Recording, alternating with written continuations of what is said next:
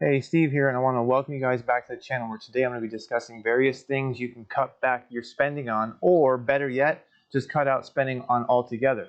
And if this is your first time at this channel, I ask you please subscribe down below, click that bell icon to be notified of all future videos, and with that, let's get started.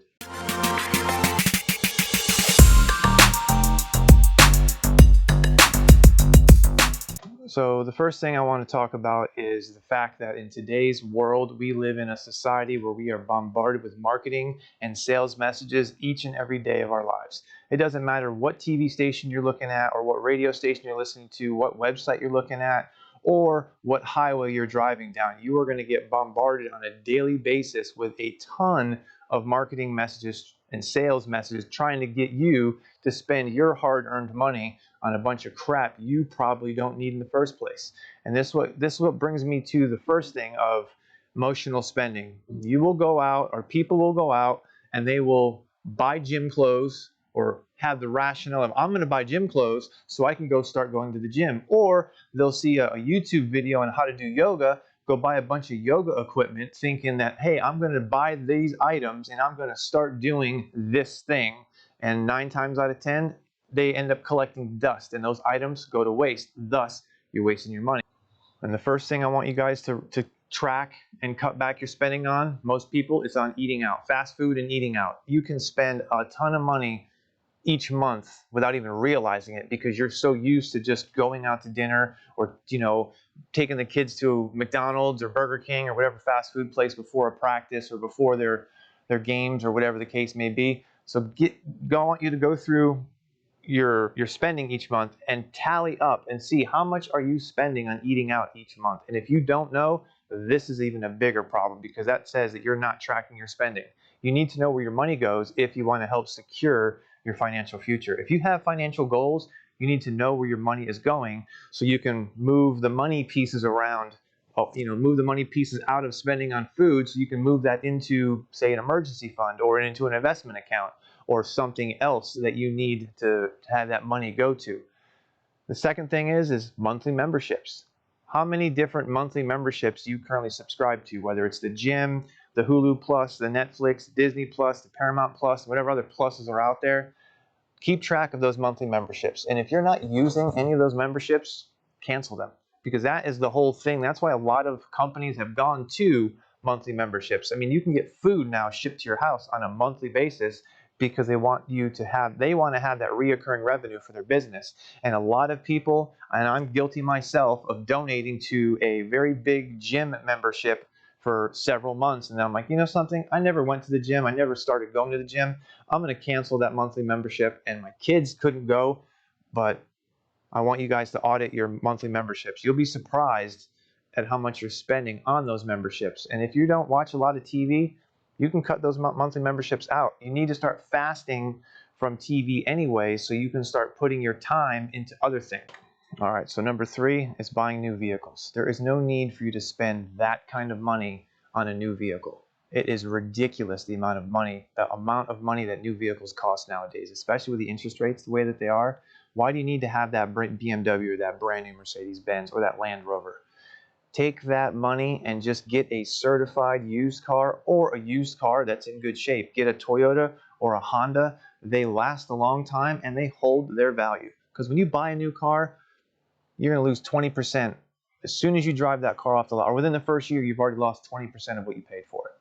And for the next 4 years after that, every year it's going to lose 15 to 25% of its value over the course of 5 years.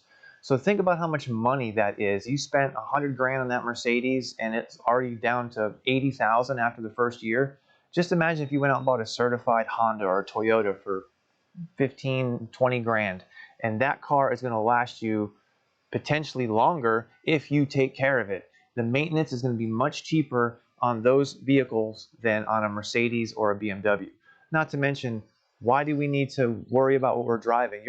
There are some people that have more money tied up in their vehicles every month than they do their own house, especially people with big old trucks that you see.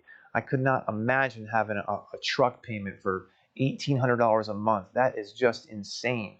So keep that in mind the next time you are looking to purchase a vehicle.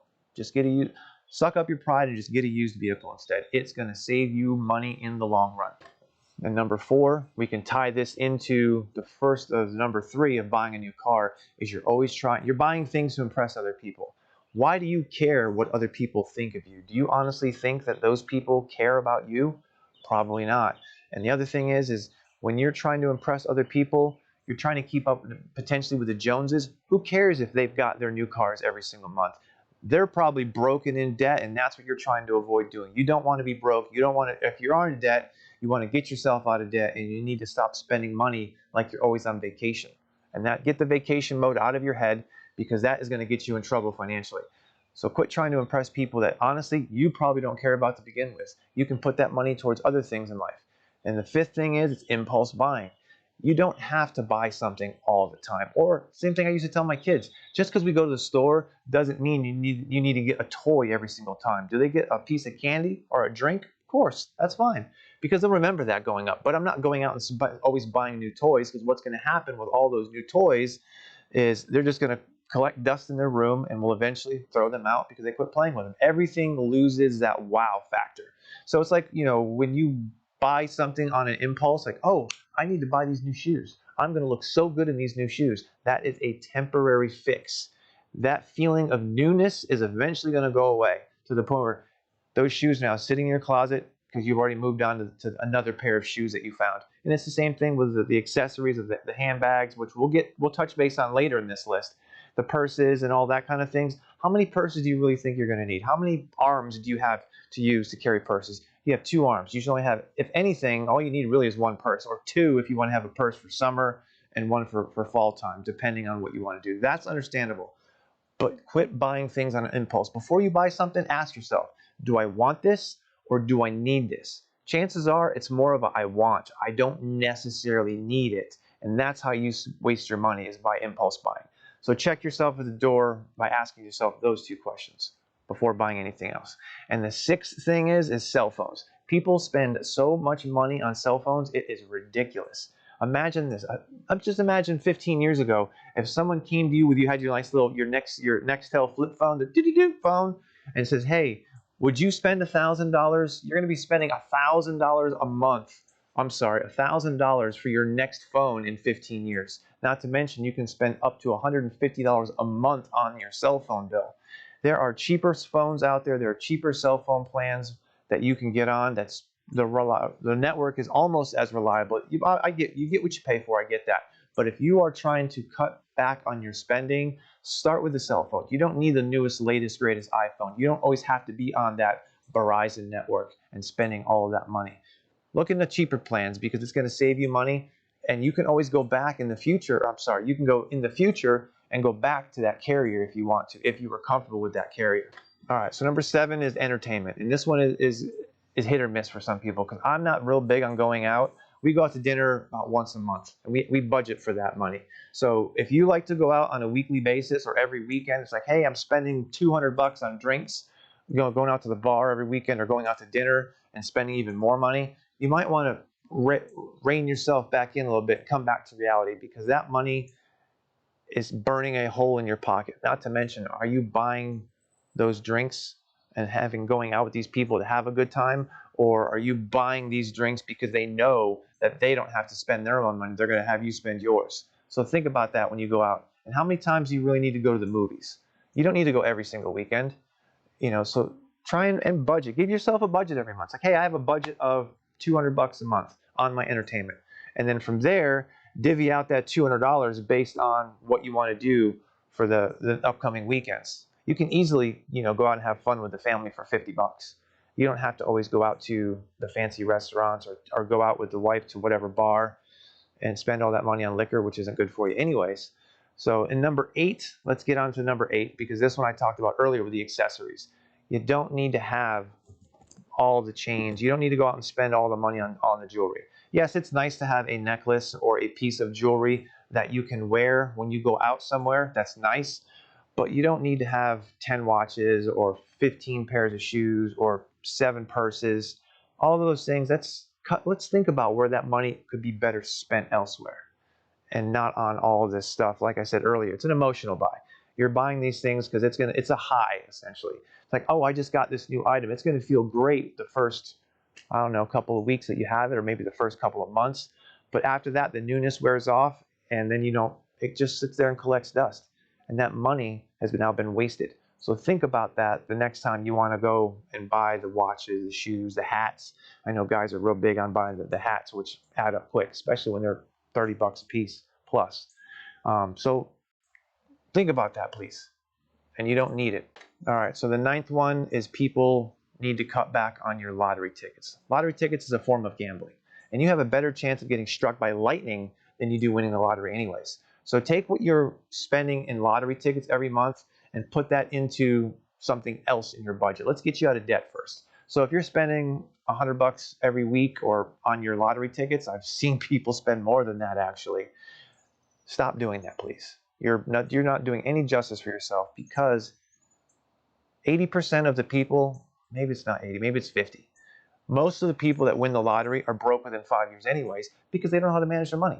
And apparently, if you are watching this, then you are in that same situation if you don't know how to manage your money very well. So if you did win the lottery, you think that money is going to solve your problems? No, it's not going to solve your problem. It's going to make your problems bigger, because you don't have the financial stability or the financial background to properly manage your money. You're going to go out and do this with it because that's what most people do. Look at the athletes. It's like, I know it's 80% of the NFL players go broke within 5 years or 4 years after leaving the NFL because they don't know how to manage their money. And the NFL, the acronym for that is not for long. So those guys should be investing and saving their money, but instead they go out and blow it because they think that they have that lifestyle and they think that they're always going to have that money coming in. And that's not the case. So number 10, let's talk about people who like to go out and drink. You go out and spend all your money on alcohol, or you are a smoker. If you can quit smoking, that's going to save you a couple $100 a month, especially if you're buying the name brand cigarettes at some states. I know, like if you live in New York, it's $100 plus a carton. So if you smoke three cartons a month, which is 30 packs, which is a pack a day, you're spending over $300 a month just for your cigarette addiction. And the vaping, same thing. You don't need to vape. Get rid of that thing, because we don't even know how bad that is for your body. Anything that you ingest in your body that's not natural can't be good for you. So think about how much money, or I want you to look at how much money you spend each month smoking, vaping, or just going out and buying cases of beer every week, or whatever it is, alcohol that you want to drink, because you need to cut back on that anyways to take better care of yourself. Well, that is all I have for you today, and those are the 10 things I want you to try and cut back your spending on, or just cut out completely altogether from spending your money on. If you found this video helpful, I ask you please share and like this with your friends so to help this channel grow, as well as hit that thumbs up down below to help the YouTube algorithm help this channel grow. And please, if you have questions, I ask you leave them in the comments down below so I can answer them. And if you have not yet done so, please subscribe to this channel and click that bell icon so you can be notified of all future videos that I put out. With that, God bless, and I want you to have a great day.